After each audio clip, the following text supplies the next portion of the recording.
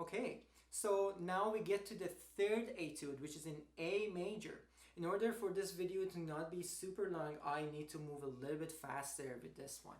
Okay, so with this Kohler etude, I have divided the whole thing into 20 smaller chunks that I will walk you through this video. Make sure that you have your pencil ready and you follow along with me. The first phrase will be this one.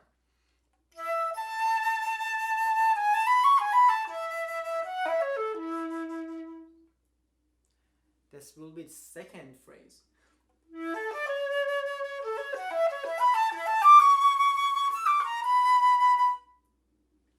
And the third phrase.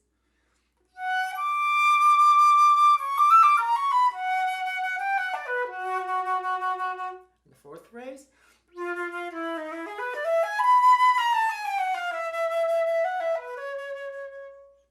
Okay, and we move on to the fifth phrase. Make sure that you're really paying attention to the dynamic markings. Those are one of the things that will separate the winners of the state auditions than the ones that might not quite make to the last round. Okay, this one, number 5, is in forte. So give it the best sound that you have, but make sure that you are really projecting as much as you can.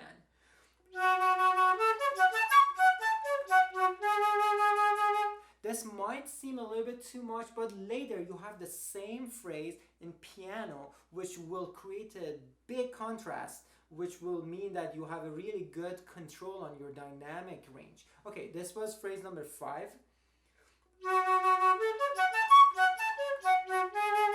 Phrase number 6. And 7.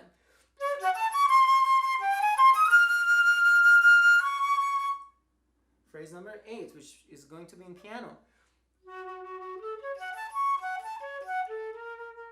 One way to get this really well and make sure that your intonation is in place is to practice it slared or even flutter tongue or sing and played.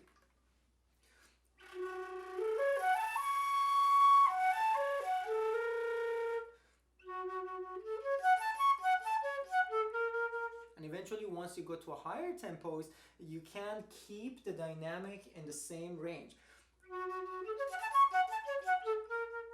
Okay, this was phrase number 8. Now let's move on.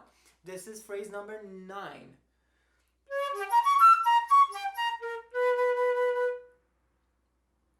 And phrase number 10.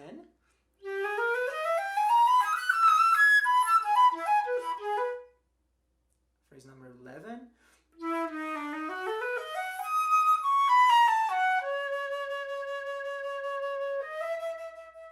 Personally, I like to keep that C sharp all the way and play the D sharp and connect it to E natural in measure 18 before I take a breath. But your teacher, your private teacher, or what you prefer might tell you to take the breath after C sharp. I think that musically both are correct, and it is only your decision to see if you want to break that snare and take a breath after the C sharp and before connecting to the next line.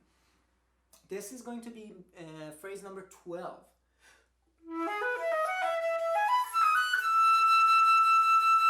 Phrase number 13, which is going to be a long one.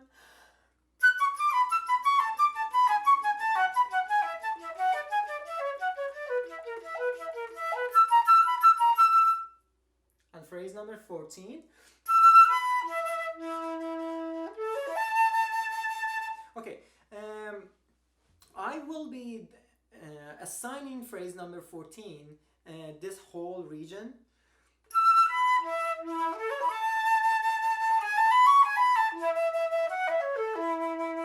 Just because once you are going on faster tempos, eventually maybe in a few weeks, once you bring up the etude to a faster speed, there won't be that much time to take a breath before the melody comes back in measure 23. You do have an allargando, which means going slower in measure 22.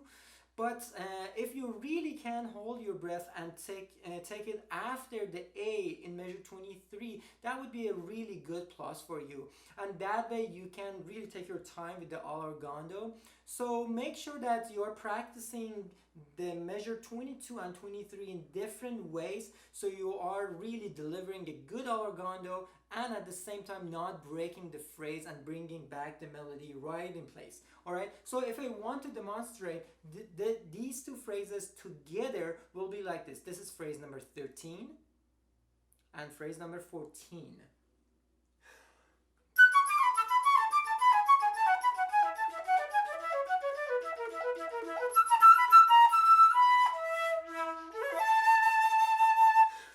So I take the breath over there, not before the return of the melody. Okay, phrase number 15 is going to be just like our second phrase.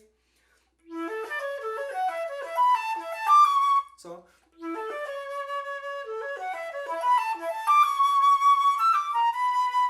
make sure that you are articulating correctly whenever that you are supposed to articulate. This is phrase 16.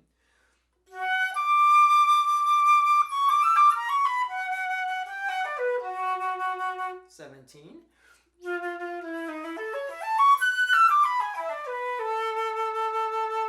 18. 19. And 20.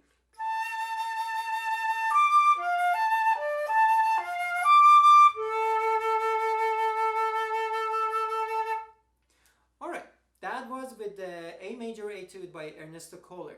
Just as a reminder, the reason that I am breaking the etudes in smaller chunks is, first of all, you can divide the piece into 20 smaller pieces and make sure that musically and in other aspects like articulation or speed or technique, all of those things, you can really deliver a good, beautiful little chunk. And then once you start putting these together, they come alive, and because technically it's a hard etude, you can deliver each one of those small chunks of music right at the spot with a very good, solid technical foundation. Also, it's easier to practice it this way, and you don't have to make as many decisions once you go through the score and you have a visual stopping point for each phrase.